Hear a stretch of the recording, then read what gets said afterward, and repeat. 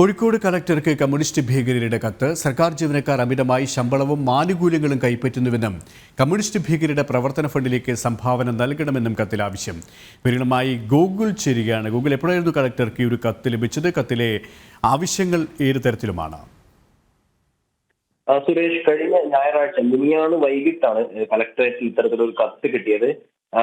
പത്തനംതിട്ടയിൽ നിന്നുള്ള അഡ്രസ്സിലാണ് കത്ത് കളക്ടറേറ്റിലേക്ക് വന്നിട്ടുള്ളത്. കോഴിക്കോട് കളക്ടറുടെ പേരിൽ തന്നെയാണ് കത്ത് വന്നത്. IAS IPS മേധാവിത്വം അവസാനിപ്പിക്കണമെന്ന് കത്തിൽ ആവശ്യം ഉന്നയിച്ചിട്ടുണ്ട്.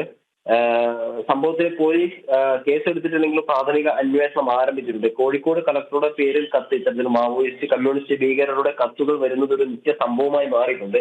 കഴിഞ്ഞ നവംബറിലും CPI MLന്റെ പേരിൽ ഒരു ഭീഷണി കത്ത് കോഴിക്കോട് കളക്ടർക്ക് ലഭിച്ചിരുന്നു. അന്ന് കത്തിൽ ആവശ്യപ്പെട്ടത് കൊച്ചിയിൽ പൊട്ടിച്ചതുപോലെ കോഴിക്കോട് പൊട്ടിക്കും എന്നൊക്കെയാണ്. ഈ രീതിയിൽ കോഴിക്കോട് കളക്ടറുടെ പേരിൽ ഭീഷണി കത്തുകൾ വരുന്നത് ഒരു നിത്യ സംഭവമായി മാറിയിട്ടുണ്ട്. അതുപോലെ അഴിമതി കേസിൽ ആരും ശിക്ഷിക്കപ്പെടരുത് തുടങ്ങിയ കാര്യങ്ങളൊക്കെയാണ് ഈ മാവോയിസ്റ്റ് ഭീകരരുടെ കത്തിൽ ആവശ്യം ഉന്നയിച്ചിട്ടുള്ളത്. ഗോകുൽ, ഈ കത്തിന്റെ ഉറവിടം സംബന്ധിച്ച് ഏതെങ്കിലും തരത്തിലുള്ള സൂചനകൾ അന്വേഷണ സംഘത്തിന്, പോലീസ് സംഘത്തിന് ലഭിച്ചിട്ടുണ്ടോ? ഏത് തരത്തിലാണ് അന്വേഷണം പുരോഗമിച്ചുകൊണ്ടിരിക്കുന്നത്? നമുക്ക് കത്ത് പോലീസുമായി ബന്ധപ്പെടുന്ന സമയത്ത് പത്തനംതിട്ടയിൽ നിന്നുള്ള ഒരു അഡ്രസ്സിലാണ് കത്ത് വന്നിട്ടുള്ളത് എന്ന് മാത്രമേ പോലീസ് വൃത്തങ്ങൾ നമ്മളോട് പറയുന്നുള്ളൂ. കൂടുതൽ വിശദീകരണത്തിന് പോലീസ് ആരും തയ്യാറാവുന്നില്ല.